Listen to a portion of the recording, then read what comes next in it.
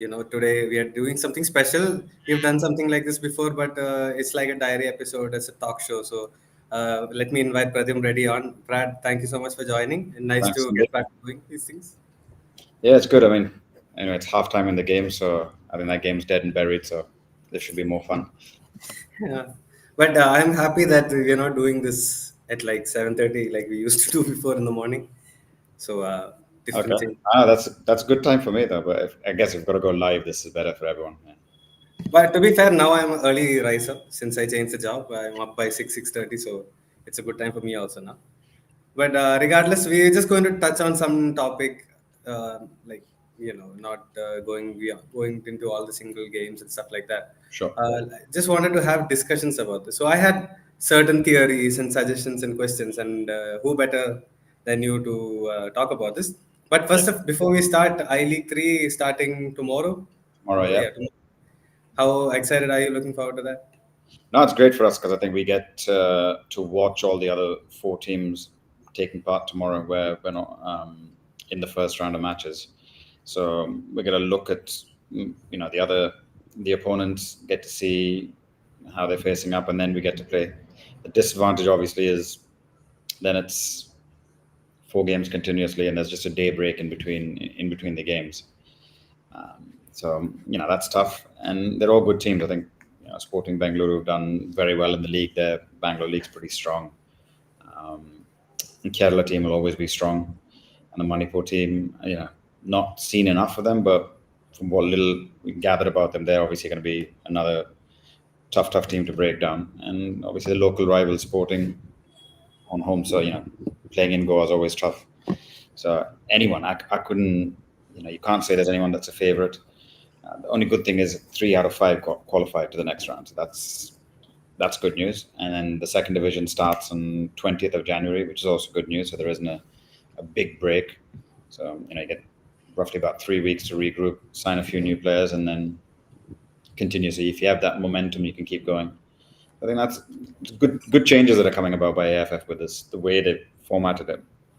Yeah, and it's also very nice to see non-stop action also, which is great. I think it's being telecasted in Sportscast and AFF YouTube channel, so everybody can watch it there. And Yeah. also Dempo's YouTube Dempo's channel. YouTube channel as well. Yeah, we're going to make sure we stream it. I think it's important clubs start doing this because you can't rely on broadcasters all the time. I think clubs need to start becoming a bit more self-sufficient, and we felt if we start doing this, get enough traction on it, just like what you guys have done with the Injury Time podcast, we could start live streaming even the youth games. You don't need permission for that. Just Yeah. stick your phone up. The technology is good enough. Stick the phone up and um, stream the youth games as well, so parents can watch it. And I think that's clubs have to start doing this. You got to be creative now. Absolutely. And to be fair, when I tweeted out that this has been telecast rights and stuff, I did not hear about Dempo. I heard about it later, so I wanted to make sure that I brought it up here. It's a great move, I think. So now let's get into the nitty gritties, right? So I have a theory. Yep. Brad, you can clarify or say this is wrong or whatever. Owen Coyle, I feel like he is someone who has consistently managed to get more out of his team than what, when you look at the squad at the start of the season, you generally think. Would you agree with this? First of all, let's go. Let's start with that. And then the second question is there an ISL hack that you can do to get the best from certain teams? Play a direct football, those kind of stuff. I think the hack is being good coaches. I think he's got a great personality. I mean, anyone who's been around the clubs and the clubs that he's been at, you speak to him. I've seen it from the media side as well, where when we speak to him, he gets his point across and he makes sure.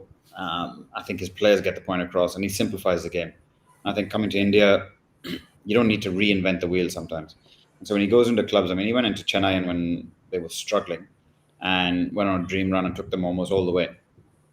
And it was just doing the simple things and doing them properly. And he went to Jamshedpur, didn't do it in the first season there, but the way he spoke and the way he built the team, it was he convinced the management that you need another shot at it. And then the next season, all the way in terms of picking up silverware. So I think he's got a way of simplifying the game for the players. There'll be people who say there's one way, typically a lot of the Spanish coaches that have come in, possession, heavy possession, and he's almost like saying, all right, we don't mind not having the ball, and we're not going to be so focused so much on build up out the back. But the point that counts, which is putting the ball in the back of the net, they do that very well. And the other side of it is making sure you don't concede, and they do that very well too. And the big moments, the key moments, the set pieces, the transitions, I think his teams work really hard and work well. And Indian players will work for a manager who believes in them and gives them that. And I think that belief that he gives them is what his hack is. Well, I was wondering, like, I don't think Chennai are as good to get into the top six. Maybe sneak into top six is best. I think they play way too many games in compared to the top side of the league. Right. But I did not expect them to play as well as they did either. So that's what I was looking at. Yeah, I mean, some of the games, they haven't played exceptionally well. But like I said, the key moments, they make those count, and they're significantly off of the other teams. You take a look at the gap between them and Odisha is 5 points, and there's 3 games in hand, so potentially could be a 10-point difference. So they still are way off of it, but I think the way they played against Bengaluru, they can create a gap between the ones below them. So I think that's key for them. Yeah. So that's the one question. The next one is we're looking a little bit more in the I League. Okay. Mohammedan Sporting and Srinidhi Deccan, the two teams that we expect to see them qualify. One of them, at least, expect to see them qualify to the ISL. How much do you think either of them? So, Mohammedan being such a historic club, when I started my career, they were in the I League, and I think they got relegated that year, the year you won the title with BFC. So, I saw them in the top league only one time properly. So, how much does it mean for them to qualify for Kolkata and football in Kolkata? And how much does it mean for Hyderabad to have a team back in the league? So I think that there'll be people who say, "Do we need a third team from Kolkata?" Right? You end up with another team from there. Are you getting back to the old format of the I League, where it's 4 teams from Kolkata, 4 teams from Goa, and it's no longer a pan-Indian product? Then the purists will argue that football is going to be where there's hotspots. There's plenty of teams from London. There's lots from in and around the Manchester area in the Premier League, and you don't have to be evenly spread across the country. So, 2 different arguments. I think from a historical point of view, yeah, a lot of history with that club, with Mohammedan Sporting, and I've seen it when we played against Mohammedan in places like Sikkim in a Sikkim Governors Cup, or in Delhi in a Durand Cup in those days. They get crowd support in wherever they are because of the history and the rich legacy. So, from that point of view, if they can get back in, you get more crowds in the stadiums. Yeah, it's great for Indian football.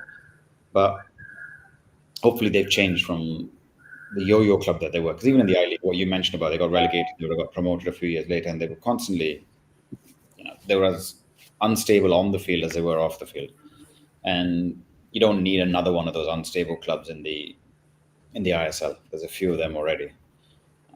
So I think that, because it's not just a case of winning the I League and you're in, you need to have some kind of financial stability as well to get into the ISL. So from that perspective, I think Srinidhi would make a better case for it. I think they've got a lot more going for them in terms of, you look at their infrastructure, watching their game the other day, which they surprisingly lost 4-1 to Gokulam. Really outplayed that day. But simple stadium, stands on one side, simple setup with a training ground behind it, and it looks like there's more investment in the infrastructure. So I think it's good for Indian clubs, and especially in places like Hyderabad, if you get clubs that are investing in facilities, because irrespective of whether they make it this year or in a few years' time, they've built something and it's built to last. Unlike a lot of the clubs that have been around for a while, and if Hyderabad FC disappear, no one's going to remember anything, or a lot of the hard work that Manolo and others did there. It'll be long forgotten because they don't actually leave tangible footprint. Their youth teams are full of players from the Northeast. They've not done anything for that city. So it's good to see Club like Trinity actually doing something for both infrastructure as well as youth in that city. I have two questions from the answer that you gave. One is a very simple one, like you mentioned Sikkim Gold Cup and stuff. There was a time when you played so many of these cup tournaments in different places. Do you miss those days? Good question. Yeah, look, it's when you're starting off, it's great fun because you get to explore different parts of the country and play games in places you typically wouldn't go to. And it's great for scouting as well because you go and play in the Sikkim Governors Cup. First round might be against a local team like Sikkim Police, or you play, a team from Nepal. So you get a bit of exposure against foreign teams in those days. You'd get teams from Bangladesh sometimes, and so even though you're not a big club, you get to experience playing foreign teams, which unless you qualify for the AFC Cup, you wouldn't in those days. And from a scouting point of view, some of these, you'll find players in Sikkim. I think those days we played there, you found the likes of Neem Dorji, as in you found the coaches who work at certain academies, you get in touch and young players come to your academy. So from a great networking and scouting perspective, for scouting perspective, it's great because you see players in their home settings when you travel to those places. So you see them and then you can obviously invite them to come and train with you and see how they adapt there. And sometimes playing against your team sometimes is the best scouting you're going to get because you see how players match up against direct opponents. Like if you're looking for a center midfielder, he's outdoing one of your players. It's a perfect way to scout sometimes. And then tournament nature is such that there'd be 2 matches in a day. There'd be a match every day. So if you played, you'd have max 2 days break, normally just a day. But you're living in that town. So if you're in Sikkim, there's nowhere else to go. So you walk to the stadium, watch 2 matches, come back the next day. You've got your match, watch another match. So if you make it all the way to the final, you've watched over 100 to 200 players sometimes.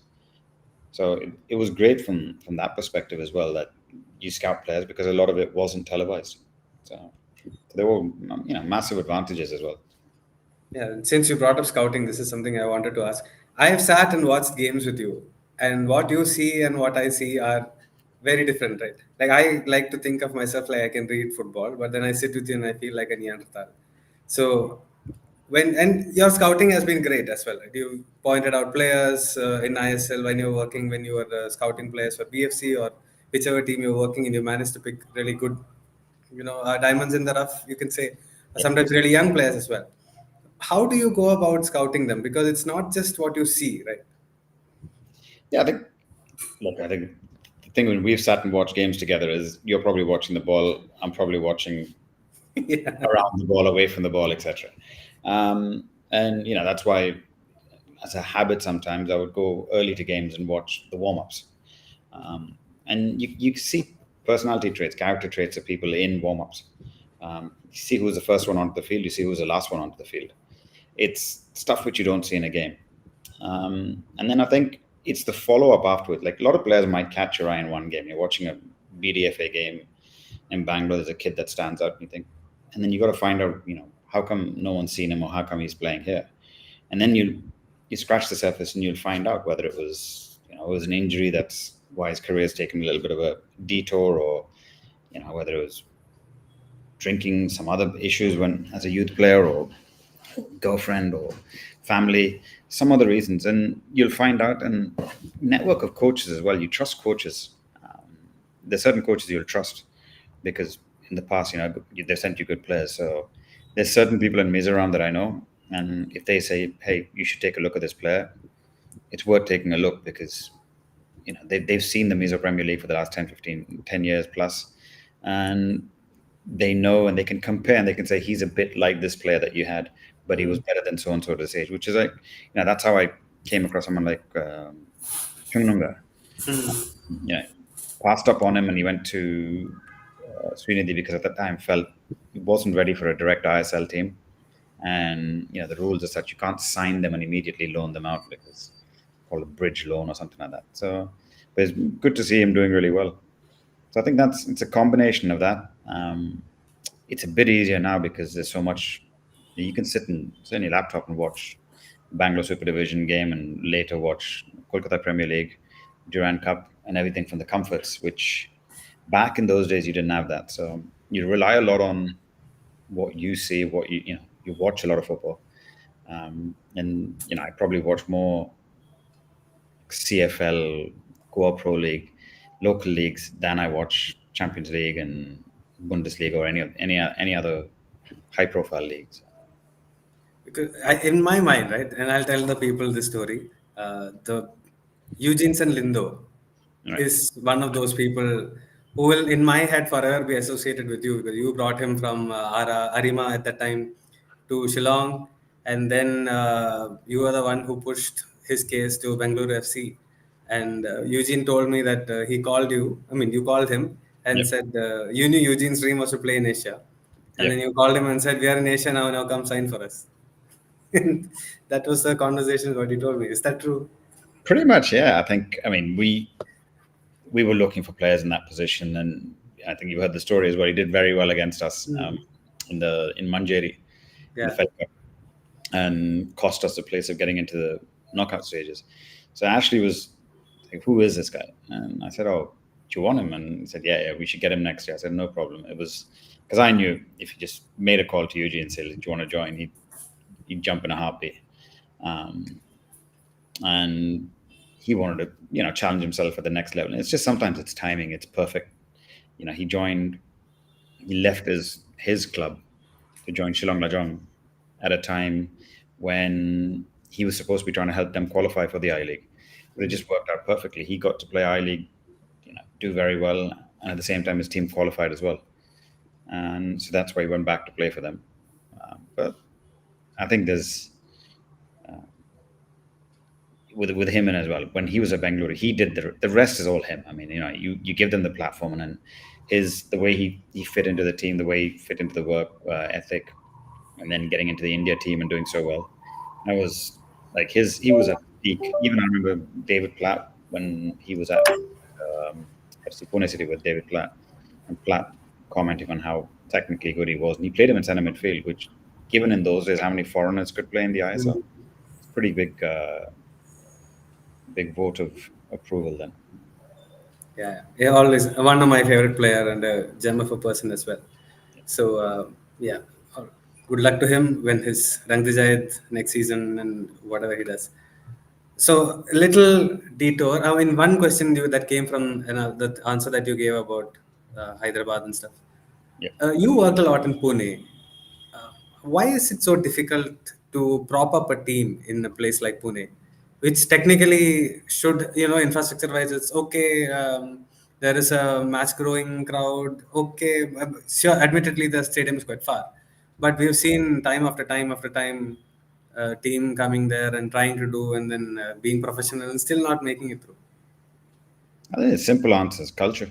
It's culture, culture, culture. I mean, I think someone's put up a question about which is a better league, CFL, Goa Pro League, Yes, Mizo, Naveed Ahmad has asked that question. Kerala, or BDFA. There's Yeah. no question there about PDFA, the Pune Football League, right? And never has been and never will be.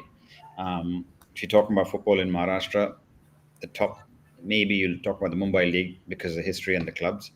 But if you want to watch competitive, good quality football after that, you'd go to Kolhapur, right? Nagpur's got more of a football culture than Pune, and probably not many people will like to hear that. Yeah, they play football. There is a lot more. It's increased over the years in the last 10, 15 years, but nowhere near the culture that's there in Kolhapur, Nagpur, or parts of Mumbai. So you can't just prop up a team there and expect people to flock to the grounds to watch it, and they're just not into it. And I can count on my fingertips how many players have come out of Pune. It's only now the few that were at FC Pune City's youth teams who then later joined Reliance, now breaking into the Mumbai team, like Vian and another young lad who made his debut the other day, and just before Des left. Yes, I know what you're talking about, but it's a very fancy name he has. Yep. Yeah. Yeah. So it's going to take time. I mean, they whereas there would for many years there weren't any I League or from the yet players kept coming from. So you can't just put a team somewhere and expect that to change it and change anything. It's not going to work. Yeah.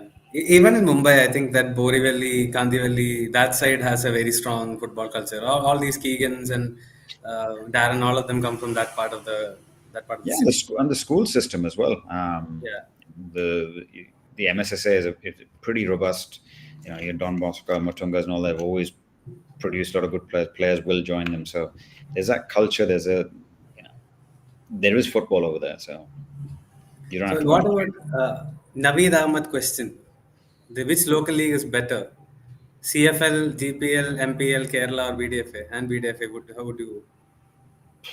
I think in terms of like the top teams, I think CFL teams are pretty competitive. But if you're asking which league is better, a league that lasts only like six, I think they only last about 6 weeks, played in the monsoons predominantly. So it's no longer the CFL that it used to be, where it was a long drawn out season.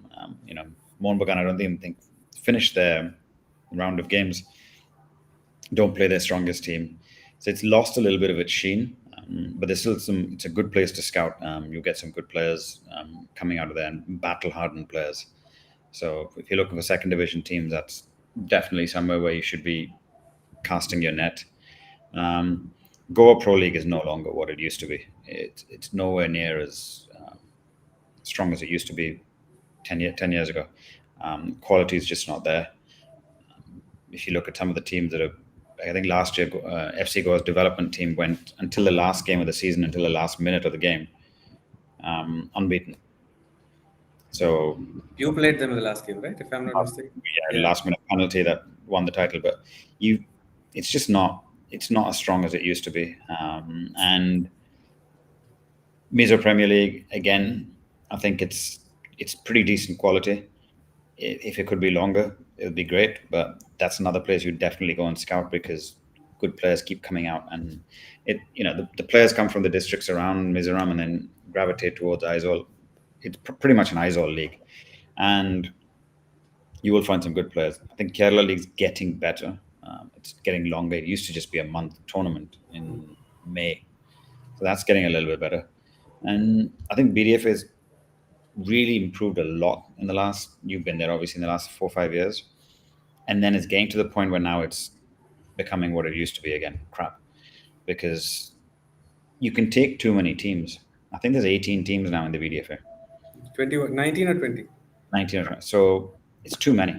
You just don't have the ability to sustain that many quality teams. So what happens is you get a lot of 8-nils, six Yeah. nils, 10-nils, which are pointless.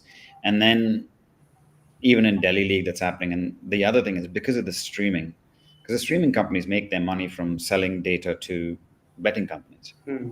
So because of that, it doesn't take a genius. I've spoken to you about it. You look at the comment section in a BDFA or a GPL or Yeah. anything. There's definite money being put on these games, and there's games, and you watch stuff and you think, okay, that's It's in Turkish and all, isn't it? yeah. Yeah, Cyrillic.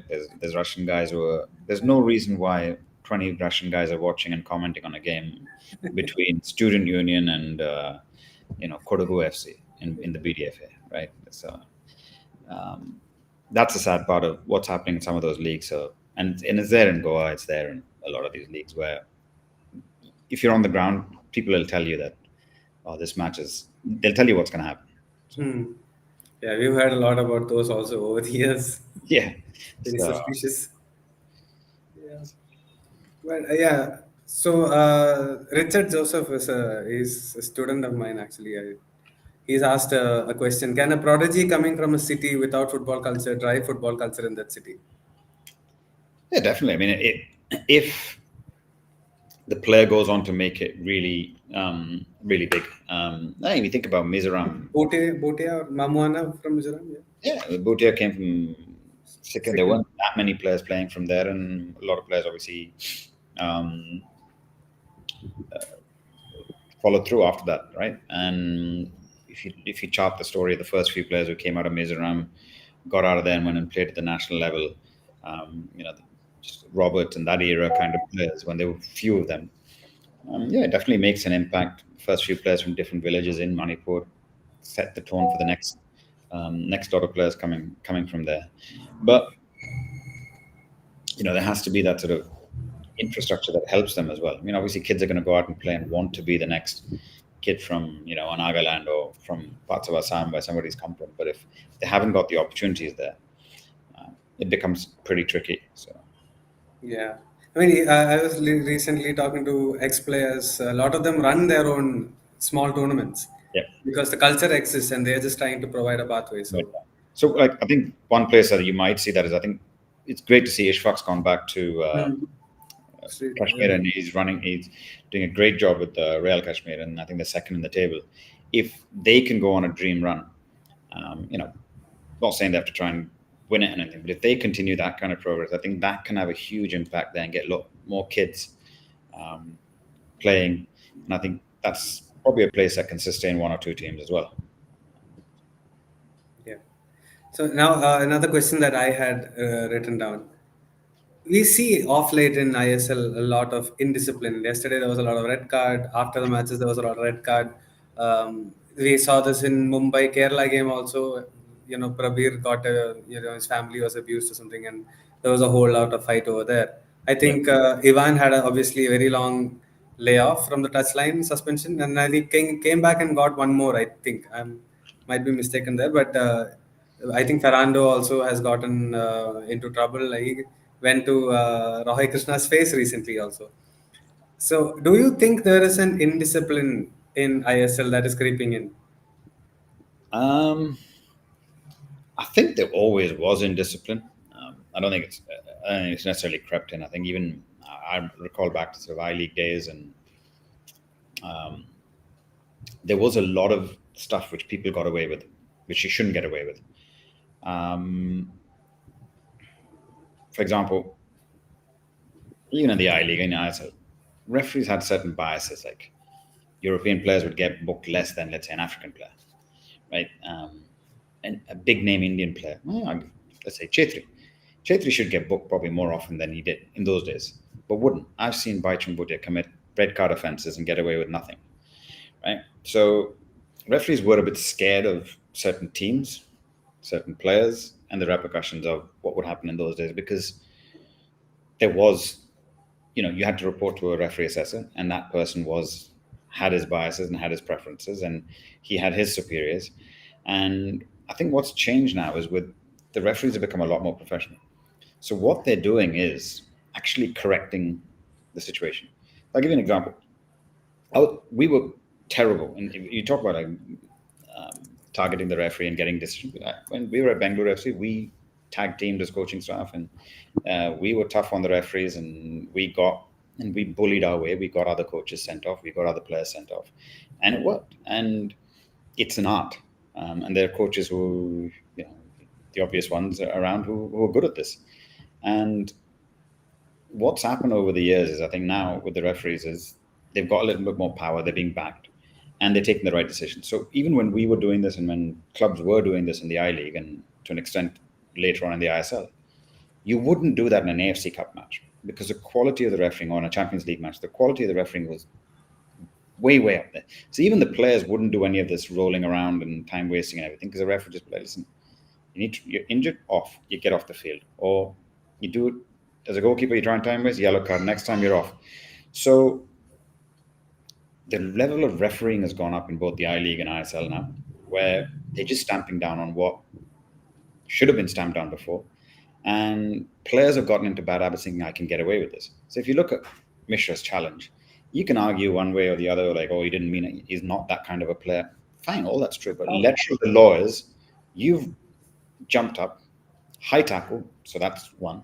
You've led with your knee. You've gone into the back of a player. You've made no contact with the ball. You could do serious. Luckily, nothing happened to Manveer, but that knee in the back, right where it happened, could have been out of the Asian Cup, right? So it's a straight red. I think I'm not sure if the second one he was on a yellow already. Ashish, right? Yeah. But again, two-footed in terms of he's left. He's not in control. So if you look at referees' language, which they always give us before the season starts, he's not in control of his tackle. Can he cause is there an intent to harm, right? Or can he cause harm? Is it dangerous? Yes. So tick, tick, tick. Referee's got no choice, right? If he doesn't, the referee gets marked down. Now, it's not his fault you've got two clumsy challenges in the game. Listen, you go up and put your arm on the referee. In this day and age, especially, what's happened in Turkey and everything like that, it's obviously even more conscious. Referees obviously speaking about this. They must have read about that report about what's happening, and they almost said, listen, if anything even like that happens, he's going to get a red. And if you remember, you've been around football for a while. Back in the day, teams used to swarm the referees, and if it was like Mehtab or someone like that, they used to control the referees in games. You go and play against them, East Bengal in Kolkata, it's them. You've got to deal with them and gain the referee, and so you're playing against that, which now the referees are stamping down, saying, no, you come close, bang, it's a yellow. Premier League's doing it. The number of yellows has significantly gone up in the Premier League. So it's a rule from FIFA and IFAB that's come down saying, clamping down on this dissent towards referees, anything physical towards the referee, and stamping down on the law. Stewart's thing, I think, is one was dissent, he threw the ball away. Second one was the referee deemed it as a dive, so he had to give 2 yellows, and then the rest was whatever after the game. That's that happens.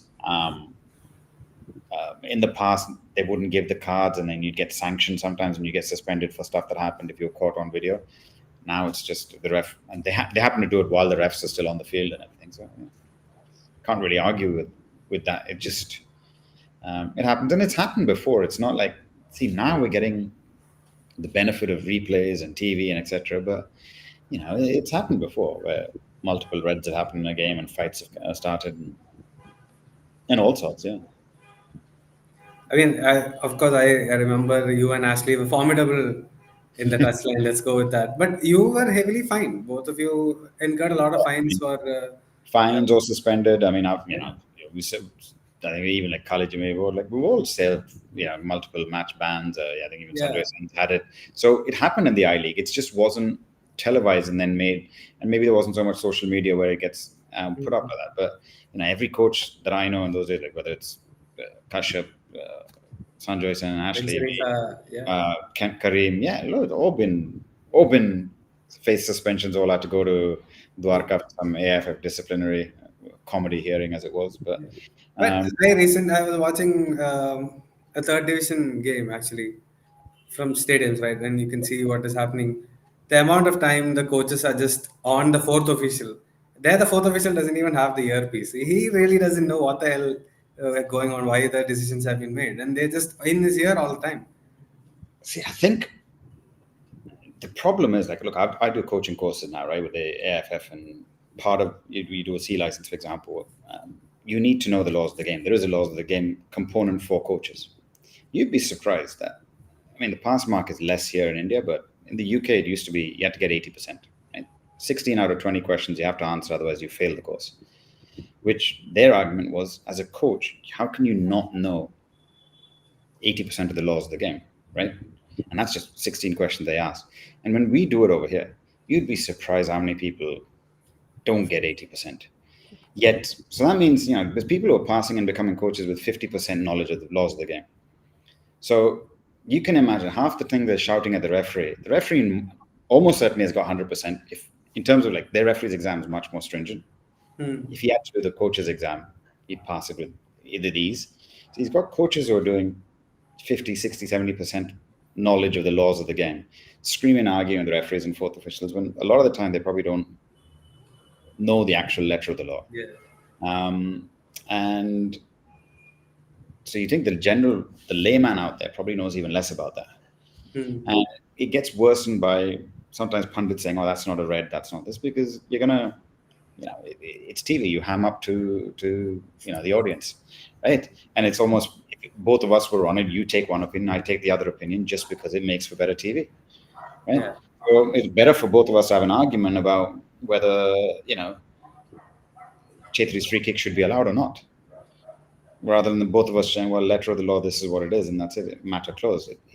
So that happens with TV as well, where you deliberately take polar opposite views just to make a debate about it, because that's what fans would do. A BFC fan's always going to say it's not. Kerala fans always going to have the other opinion. So that's the other side of it. But The reality is, not many people know the laws of the game properly and how it should be interpreted. Certainly not players. So, Yeah, certainly not players. yeah. But yeah, I've heard some really crazy stuff being said on in the because VDFA you can hear it. Nobody's there. You can just hear it quite clearly what is happening. Some other stuff. Should the BDFA Super Division's name be changed to KSFA Super Division? No, I don't think so. The coffee derby is there. Kodagu and Chikmagalur. Yeah, but they're all Bangalore based, aren't they? It's not as if they're training over there and then coming over here. It's just a name. I mean, when once Kodagu came, Chikmagalur can't be too far behind. So Yeah. we want to be that. Uh, Akash has asked about priorities. Don't the scouts in India? They don't prioritize the first touch without the ball and off the ball movement. I guess is that the reason for back technical players at the top? I no, Um, I mean, that's that's a, not a scouting thing, right?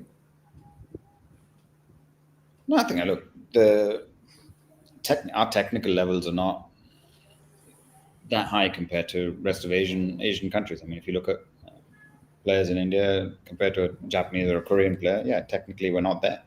Um, so Vietnam also. Vietnam, you look west, you look towards Iran, the other side, yeah, it's the same. So, um, and even those things, those other points he mentions about movement off the ball, without the ball. See, sometimes you go.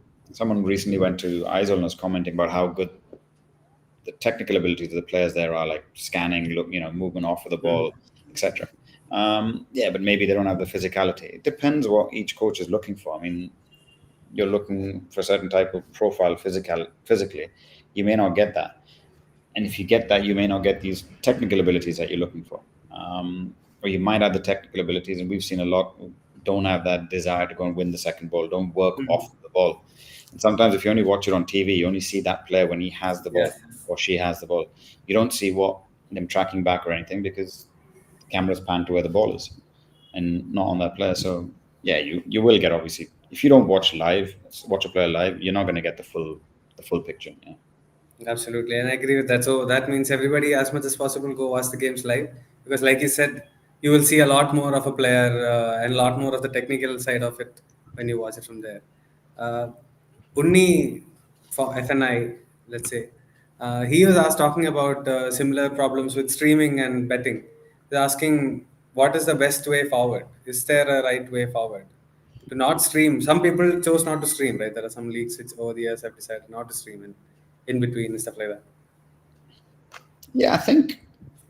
Um, Look, it's a tough one. I mean, you don't want the matches not to be streamed because then you're talking about sponsors and how do you bring money into the game. For a club, if you're trying to sell something on the front of your jersey, if your product isn't being shown anywhere, the moment you stream it, it's not just India. It's not limited to TV like in the old days. It can actually be watched anywhere. So you're opening yourself up to a bigger market. But yeah, I think look, it's a combination of everything. When you're paying players, let's say 5,000 rupees a game, in some of these leagues, players are put on amateur contracts, paid low amounts, and then not paid when leagues take a break for Santosh trophies, etc., etc. And it's tough for the players. So it opens the door for people to come in and tempt them to do something and say, hey, if you can earn what your whole season's wages are for making, and it's not necessarily sometimes they're not fixing the match, they're fixing incidences in the match. Hmm. Like it's literally like, well, we're going to lose anyway, so why not lose 7-0 rather than 5-0? And that difference when they do it, makes a huge difference. It's the spots it's like the spot betting kind of thing. So, obviously, not saying you can't blame them, you can blame them, but it's tough to eradicate it when you have, technology's come in and has become a disruptor, and that's sometimes this is the bad byproduct of it. There's an argument that if you legalize gambling, you can have a better way of keeping a track on this because you can spot trends and they immediately shut things down. Because our information comes from, I think, UK Betterware and other places because they find suspicious betting trends and then they report it to India.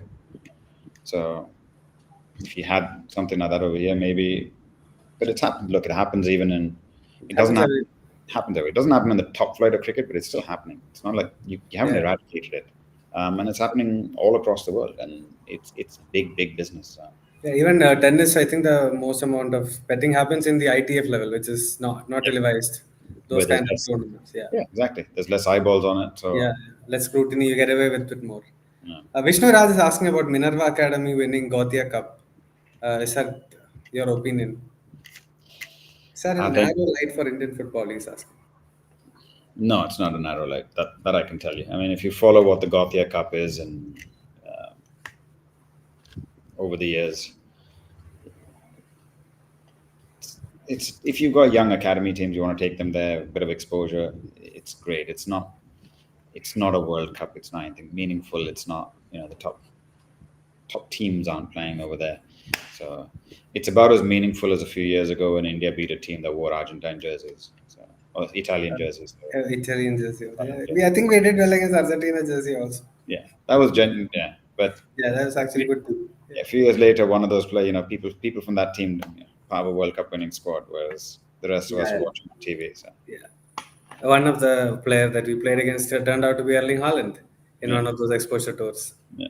So yeah, but there is this one though that like I often look at the under But 17 team. well, I'll just add one more thing. There. I think Yes. what Minerva is doing is very good. Starting with Yeah. the young ages, and they are producing good players and consistently. I think Ranjit's teams over the years have um, done a lot of good things with youth, right? And he does it differently from a lot of other people, and it works. So I think for the Indian market, I think he's doing a wonderful job in that regard. Yeah, but I also feel like I look at that under 17 team, and I always look at them with a lot more scrutiny because they were given a lot more than any other before or after. And you look from that team, you look Apuya, Suresh, uh, who else is there? Who has KP, there's a few Dheeraj. but they can't. They is not able to play very often. Rahul KP again is very off and on. Like you're really looking at a high level. I think there are these two, Jigs. Anwar and Jigsaw, four. Yeah. So I think four of them have gone on to do really well. Amarjit, I don't know where is he still in Jamshedpur? I Yeah, think. no, he's moved. I think he's in the I League team at the moment, or is it Round Glass? Might be around. Aman Chetri is, from what I understand, is left football. Well, he was a talented boy though. Yep, So he was. he was legit under 17 also. So I look at that team and often think how much maybe we could have done things differently, but it's neither here nor there. We've beaten that horse to death a lot. So there is some question asking Brad still sticking with Srinidhi after the match against Gokulam or having second thoughts. I watched that match actually, and I was shocked at how they conceded and how easily they were carved apart by Gokulam. And Gokulam got good players and a good team, but they weren't particularly having a great season. So you wouldn't have expected that kind of a scoreline. I think it was done and dusted at 4-0. They got a consolation to make it 4-1. But I think why I'd still stick with a lot of these teams is the ability of these teams. If you look at how well they've recruited, the January window coming up, I think if they're smart and they go out and get the right players in that window and some teams will make an aggressive call and say, listen, we're going to go and spend our way. And if you can do that in January, and you get the right players, I think you can make a huge push up the table there. And then the teams that don't play in that Super Cup, like Mohammedan have opted not to, that could be a huge advantage for them. That freshness, let's wait and see. So. This question about Neeli Perdomo's impactful performance. Any info on this, Sandeep? There is actually one small thing that I do know that Neeli, when he played in Bangalore, picked up a bug, a stomach bug, which was it was very difficult for him to digest food, and he was having a lot of problems with the stomach for 2.5, 3 years now, and he's finally somehow kicked it. He doesn't eat any. So when I spoke to him, he's in Calicut. I'm also obviously from Calicut, and I was telling him you have to go out and eat from here and here. And he said, "Bro, I'm not eating anything. I'm just cooking. Everything I eat, I cook and I eat." So yeah, he's being very careful with that. But he was always a talented player, I think. To be picked up from Las Palmas to Barcelona, you need to have something Absolutely. played La Liga, but obviously, but very honest also in the sense he had a very tough background growing up, came through, had a. He said when you play for Las Palmas, you're playing for the joy and everything. When you play for Barcelona, you're playing to win. So the Yep. pressure is very, very different. And he was very young when he went there. So it didn't work out for him, but comparatively to a lot of the other players and from the place where he came from, I think he's done fantastic for himself. And long may he continue for Gokulam Kerala FC scoring like this. I now he We don't left know what Gokulam he yesterday. is. Apparently, according to some comment, he left, so that might not What? happen. Wait, I'll check with what the hell? What the hell? Did he go home and come back for Christmas or something? I don't know. Jesus, what? How will that even happen?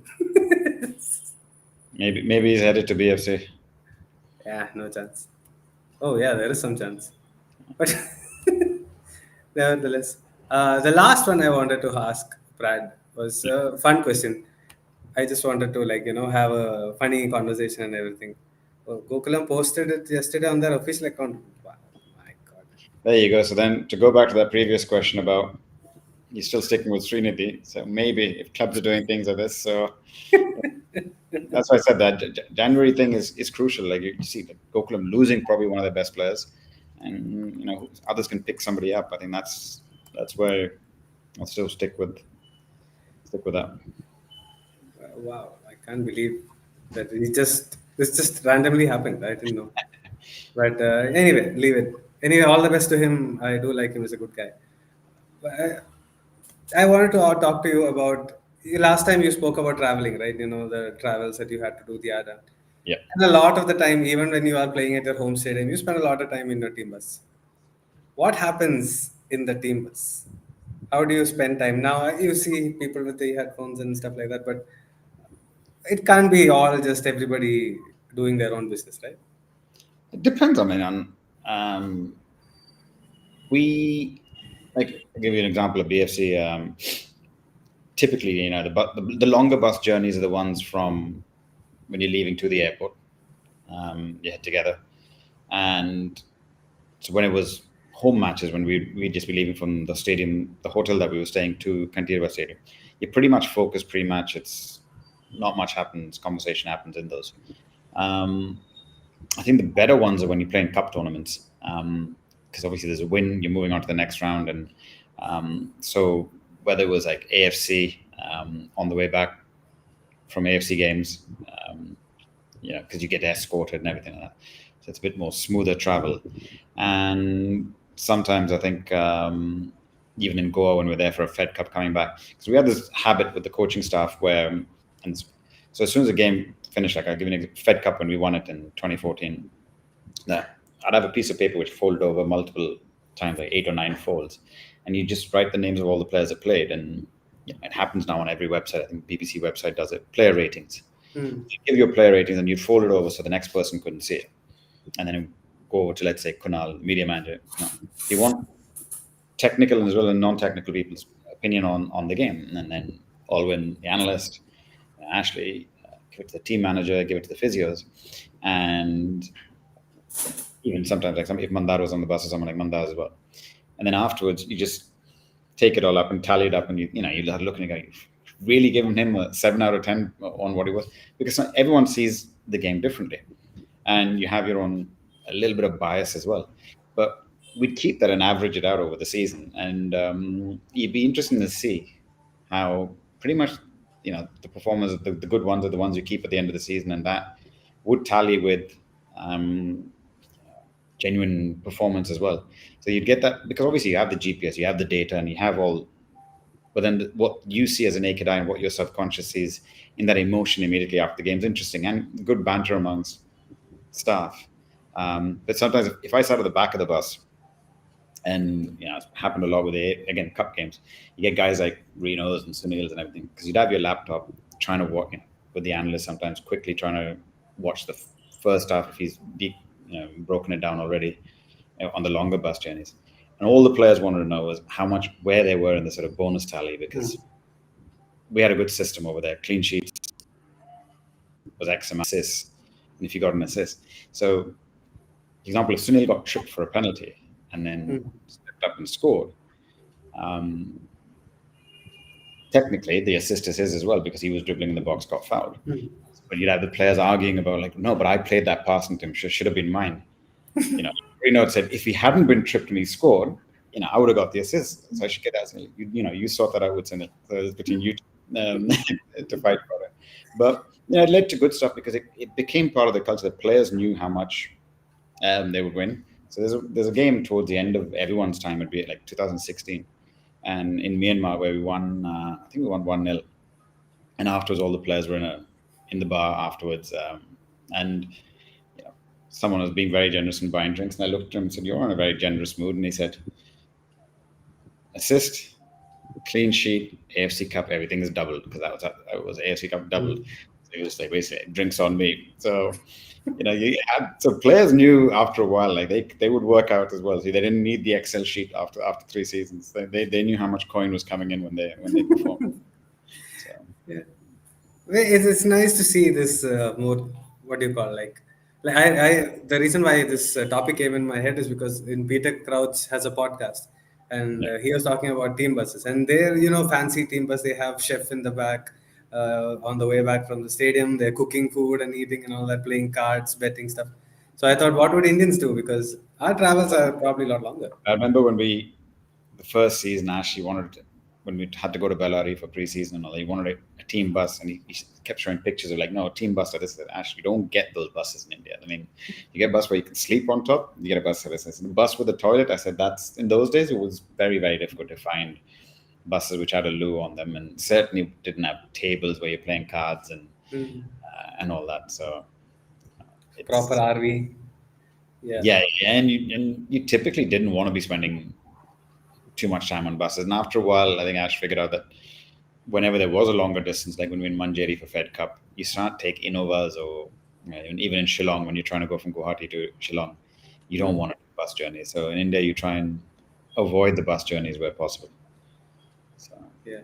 One question has come. Your take on OCI and PIO?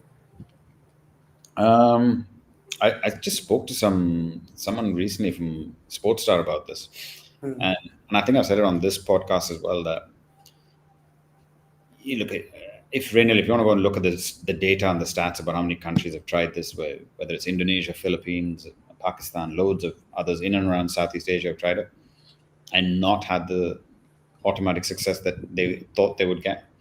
So you got to take it with a pinch of caution. Now, yeah, you look, the list of 21 or 20 players, you can put together some good players who are playing in there. It's a short-term solution. Will it work? No guarantee. What will be the long-term effects of it? I'm not 100% convinced. And I think if you're going to do it as a short-term solution, but at the same time invest in youth and do all the other things that you should be doing, then maybe it'll help. Short term, it'll get you the rankings, and rankings help you then get into bigger tournaments, more publicity, people watch it, etc., etc. But I think from a sustainable point of view, and I think I said this before, why can't the league, let's say, have an OCI quota? So if you have 6 foreigners allowed, why not 5+1? Or if it's Asian, 5+1+1 or whatever. So I'm saying keep an OCI spot reserved in the league, because then what happens? The top ISL clubs, everyone will want to get the best OCI. And demand and supply, people will pay more for that player than probably their market value. So then it makes sense for a player to, if you're a British Asian player or Asian or Indian origin player in the Netherlands playing in the second or third tier there, you can earn significantly more coin in India in the ISL than you will over there, because you're not competing against foreign players, you're competing against other OCIs. So your value everyone will try and get that better one. And if you're earning more here, then more than likely you don't have no problem staying here for 5 years, like a Jahu or a Thierry or a Murtada Fall or Edu Bedias, etc., right? Other players have done it because what they're earning here is significantly more. It's 4x from what they would earn at the level where they'll play back in Europe or wherever. So when you make it sustainable financially for those people to be here for 4 or 5 years, then you're more likely to say, okay, I'll give up my passport, right?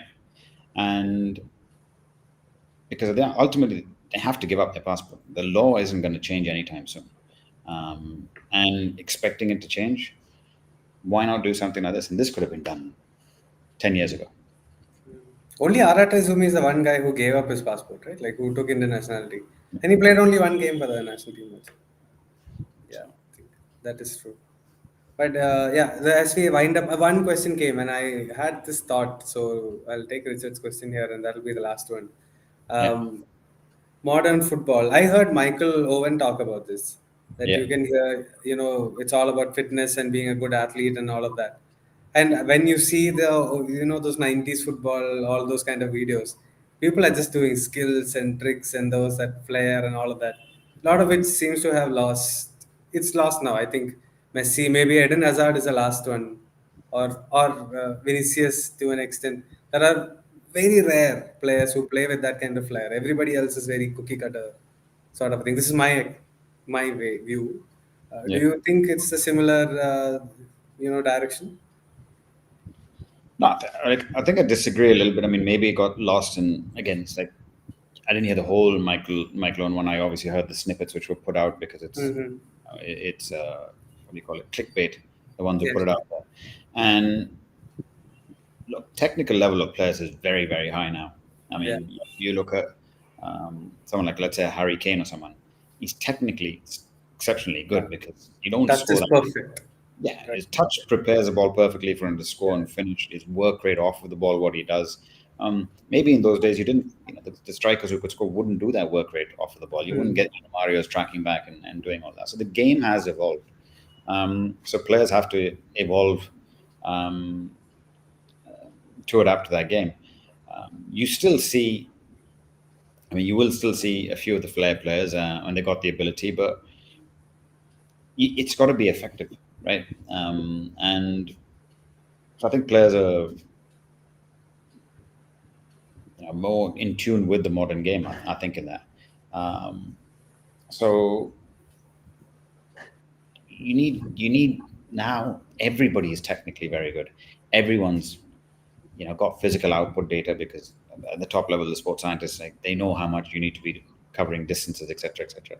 So I think the next phase of the game, I think Wenger's spoken about this and others, is the mental side of it, and um, mental conditioning. You look at some of the coaches and how your Javi Alonso and the new breed of coaches were the top coaches coming out there.